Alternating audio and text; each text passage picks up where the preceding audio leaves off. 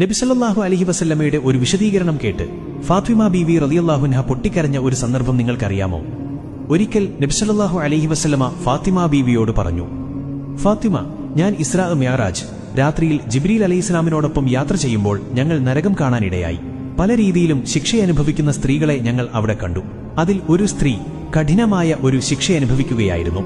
അവളുടെ മുടി കൂട്ടിക്കെട്ടി ആ മുടിയിൽ അവളെ കെട്ടിത്തൂക്കിയിരിക്കുന്നു. അവൾക്ക് മീതെ ഭയാനകമായ തീ ആളി കത്തിക്കൊണ്ടിരിക്കുന്നു. തീയുടെ കാഠിന്യം കൊണ്ട് അവളുടെ തലച്ചോറ് തിളച്ചു മറിഞ്ഞുകൊണ്ടിരിക്കുകയാണ്. ഇതുകേട്ട് മകൾ ഫാത്തിമ ബീവി സഹിക്കാനാവാതെ നിയന്ത്രണം വിട്ട് പൊട്ടിക്കരഞ്ഞുപോയി. ഉപ്പ, അവരെ ഇത്രയേറെ മാരകമായി ശിക്ഷിക്കപ്പെടാനുള്ള കാരണം എന്താണുപ്പ? എനിക്കൊന്ന് പറഞ്ഞു തരുമോ? നബി സല്ലല്ലാഹു അലൈഹി വസല്ലമ മറുപടി നൽകി, ഫാത്തിമ, ആ സ്ത്രീ അന്യപുരുഷന്മാരുടെ മുന്നിൽ തലമുടി പൂർണ്ണമായും മറക്കാത്തവളായിരുന്നു. അതായത് ആ സ്ത്രീ തലമറക്കാത്ത ഒരു സ്ത്രീയായിരുന്നു. സുബ്ഹാനല്ലാഹ്, തലമറക്കൽ നിർബന്ധമാണ് എന്നും അതൊരു മുസ്ലിം സ്ത്രീയുടെ അടയാളമാണ് എന്നും ഇക്കാലത്തെ എല്ലാ മുസ്ലിം സ്ത്രീകൾക്കും അറിയാവുന്ന കാര്യമാണ്. മറക്കണമെന്ന് അറിവില്ലാത്ത ഒരു മുസ്ലിം സ്ത്രീയെപ്പോലും മുസ്ലിം സമുദായത്തിൽ ഇന്ന് കാണാൻ കഴിയുകയില്ല.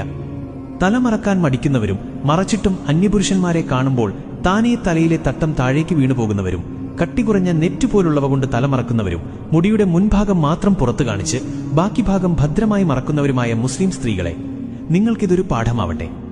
പെങ്ങളെ, നിങ്ങളിൽ പലർക്കും തലമറക്കുന്നതിന്റെ ഗൗരവം അറിയാത്തവരായിരിക്കും. ഇനി മുതലെങ്കിലും അന്യപുരുഷന്റെ മുൻപിൽ ഔറത്ത് മറക്കാതെ വെളിവാവില്ല എന്ന് പ്രതിജ്ഞ ചെയ്യാൻ മറക്കല്ലേ. കഴിയുമെങ്കിൽ ഒരു ഇൻഷാ അല്ലാ എന്ന് കമന്റ് ഇടണേ. നിങ്ങളുടെ ഉറച്ച തീരുമാനം കണ്ടിട്ട് മറ്റുള്ളവർക്കും അതൊരു മോട്ടിവേഷൻ ആയാലോ. അള്ളാഹു നമ്മെ എല്ലാവരെയും അവന്റെ ഇഷ്ടത്തിലായി ജീവിക്കാൻ തൗഫീഖ് നൽകി അനുഗ്രഹിക്കട്ടെ. ആമീൻ യാ റബ്ബൽ ആലമീൻ.